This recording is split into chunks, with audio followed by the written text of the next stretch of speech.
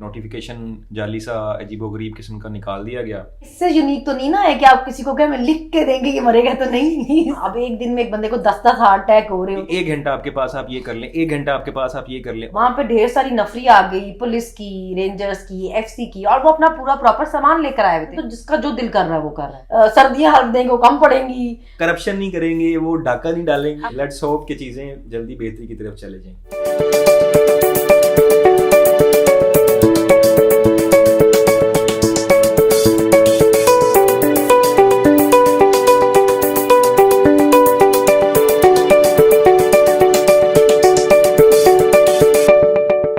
अस्सलाम वालेकुम, मैं हूं जाहिद और मैं हूं सनम। वेलकम टू बैठक। सनम, पिछला हफ्ता तो बहुत ही हैवी गुजर गया है और उसमें सबसे जो ज़्यादा किरदार अदा किया है वो हमारी अदालतों ने किया है। पंजाब की असम्बली टूटने वाली थी और फिर एक नोटिफिकेशन जाली सा अजीबोगरीब किस्म का निकाल दिया गया। उस पर भी बहुत सारे सवालात उठे कि वो कैसे निकला। खैर, उसको छोड़ देते हैं। उसके बाद मामला अदालत में चला गया। हमारी अदालतें ऐसी अचानक ही एक्टिव हो जाती होती हैं, आधी रातों को, कभी किसी को मर्जी के केसों में, कभी कभी कभी कभी अचानक से बहुत एफिशिएंट हो जाती होती हैं। और उसमें बड़ा एक ना स्पेशल इवेंट हुआ कि अदालत ने कहा जी आप लिख के दें कि आप असेंबली नहीं तोड़ेंगे तो फिर हम ये ऐसे करेंगे। मतलब ये एक बड़ी यूनिक चीज है। इस तरह के एक दो वाकयात पहले भी हो चुके हैं। इससे यूनिक तो नहीं ना है कि आप किसी को क्या मैं लिख के देंगे कि मरेगा तो नहीं। इससे यूनिक तो नहीं ना। यही मैं कहने लगा था कि इससे पहले जो है एक दो वाकयात ऐसे हुए हैं कि अदालत ने कहा कि लिख के दें या हमें गारंटी दें कि नवाज शरीफ साहब जो हैं वो परसों तक नहीं मरेंगे। अब अल्लाह ताला के सिवा तो मेरे ख्याल में जिंदगी की और मौत की कोई गारंटी नहीं दे सकता। तो ये इस तरह की चीजें देखिए, लेकिन जज साहब जो है ना वो बहुत नरम दिल रखते हैं ना। अब एक दिन में एक बंदे को 10-10 हार्ट अटैक हो रहे हो तो उन्होंने सोचा, और 85% शरियाने भी बंद हो दिमाग को सप्लाई करने हाँ, वाली। तो उन्होंने सोचा कि ये ना हो कि किसी एक आध वाले हार्ट अटैक में सचमुच ही ना मर जाए ना, तो इसलिए गारंटी मांग रहे हैं। उसके बाद एक और दफा ऐसे हुआ कि कासिम सूरी साहब को और जो हमारी नेशनल असेंबली थी उसमें कहा गया कि इस डेट को और इस टाइम को आपने, इस टाइम से पहले आपने ये चीजें कंक्लूड करनी है। तो अभी भी ऐसा हुआ है और खैर अभी तो मामला कंक्लूड कर दिए गए हैं।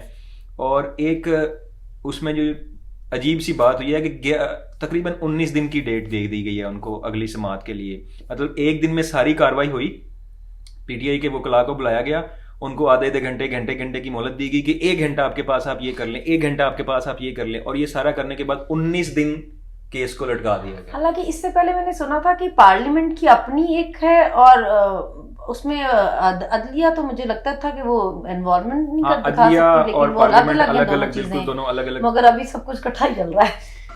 और उसमें मतलब हैरानकुन से मामला हो रहे हैं कि इतना टाइम देने की मेरा ख्याल में तो गवर्नर हाउस लॉक हो गया, वहां पे ढेर सारी नफरी आ गई, पुलिस की, रेंजर्स की, एफसी की, और वो अपना पूरा प्रॉपर सामान लेकर आए हुए थे निपटने के लिए। मतलब क्योंकि लोग, पीटीआई ने प्रोटेस्ट की कॉल दी हुई थी, लोग वहां पे सारे गए हुए थे, तो वहां पे ऐसे था जैसे चिड़ियाघर में आपने जानवर नहीं बंद किया होता, लोग देखने आए होते हैं, वो इसलिए उन्होंने जंगले लगा के बंद किए हुए थे। बाहर ढेर सारी पुलिस थी और लोग थे, और अंदर गवर्नर साहब हमने सुना बंद थे। तो वो वहां पे शो चल रहा था, अजीब ही शो चल रहा था वहां पे। अच्छा, एक सनम और चीज़ बड़ी मज़ेदार हुई है इस पूरे सीन में, वो ये हुई है कि अदालत की तरफ से ये भी कहा गया, जज साहिबान की तरफ से, कि हम मामले को बैलेंस आउट करना चाहते हैं। मुझे मतलब ये बड़ा एक अजीब सा कमेंट था मेरे लिए तो ख़ास तौर पे कि अदालत का काम मामले को बैलेंस आउट करना होता है या इंसाफ फ्राहम करना होता है। तो ये तो आप देखें, आप इतनी बड़ी, अब जब चेयर पे बैठे हो और आपका काम ही लोगों को इंसाफ देना हो, और वहां पे आप कह रहे हो कि नहीं जी हम दोनों की सुलह कराना चाहते हैं। जजेस का तो काम ही नहीं है दोनों के बीच में करवाना, आपका तो काम है कि जो सही है उसको सही बताएं, जो गलत है उसको गलत बताएं। अभी तो ये जिस तरह गवर्नर समरी भेज सकता था, नहीं भेज सकता था, वो एक डिबेट थी, आपने वो बताना था उसके पास इख्तियार था या नहीं था। और फिर अगर वो अदम का भी, एतमाद का भी उन्होंने वोट करवाना था तो उसके लिए भी उनको एक टाइम चाहिए था। लेकिन 20 दिन का टाइम, तो इतनी दिन में तो जिस तरह पहले मार्केट लगती रही थी लोगों को खरीदने की, लोटे और ये वो, मतलब ये तो टाइम देने वाली बात होगी ना उनको। और इस टाइम सिचुएशन ऐसी है कि बड़ा ही वोलेटाइल सी किस्म की सिचुएशन है, बड़ी इकोनॉमिकली और हर लिहाज से तबाही मची हुई है और मार्केट्स डिस्टेबलाइज हुई हुई हैं। हमारी स्टॉक मार्केट क्रैश की हुई है, हर तरफ अफरा तफरी मची हुई है, और इस दौरान हम इस बहरान को 20 दिन के लिए लटका रहे हैं। 20 दिन के लिए लटका रहे हैं। और अभी जिस तरह के हालात है, एक लोगों को एक प्रॉपर हुकूमत की जरूरत है कि एक जो मुल्क का पूरा सिस्टम देख सके। अभी क्योंकि लोगों को पता है कि ये अभी जा सकते हैं, तभी जा सकते हैं, तो जिसका जो दिल कर रहा है वो कर रहा है। मतलब जिसकी लाठी उसकी भैंस वाला काम हुआ है, सब अपनी अपनी मर्जी से चीजें कर रहे हैं। जो हालात है, मुझे लगता है कि अगर जजेस भी इस तरह डिले करेंगे चीजें इतना, और इतना अगर इस तरह के फैसले अगर आएंगे, तो उससे हालात मुझे नहीं लगता कि सही तरफ जा रहे हैं कोई। तो लेट्स होप के चीज़ें जो हैं वो जल्दी कंक्लूड हो जाएं, और अगर असम्बली टूटनी है या नहीं टूटनी है, जो भी फैसला हो वो जल्दी हो जाए, क्योंकि आई थिंक हमारा जो मुल्क है वो अब मजीद इस तरह की चीज़ें, इस तरह के बहरान को बर्दाश्त नहीं करने की कंडीशन में नहीं है। देखिए, परवेज इलाही के खिलाफ तो उन्होंने वापस ले लिया ना अपनी जो की थी, लेकिन वो स्पीकर के खिलाफ अब उन्होंने कर दी है। मतलब उनको समझ भी नहीं आ रही उन्होंने असेंबली चलने देनी है कि नहीं चलने देनी। कभी वो कहते हैं इलेक्शन करा दें, कभी कहते हैं हम नहीं होने देंगे इलेक्शन।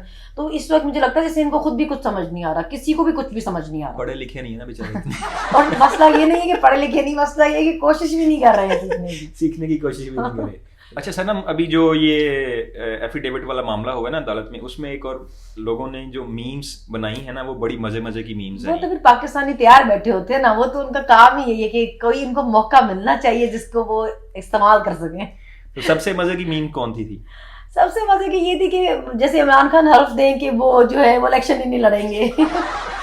यानी खान साहब अगर इलेक्शन नहीं लड़ेंगे तो फिर सारे खुश हो जाएंगे पीडीएम वाले, हाँ जी। फिर वो खुल के इलेक्शन लड़ेंगे। खान साहब हल्फ देंगे वो इलेक्शन नहीं लड़ेंगे, अवाम हल्फ देंगे वो खान साहब को सपोर्ट नहीं करेगी, सर्दियां हल्फ देंगे वो कम पड़ेंगी।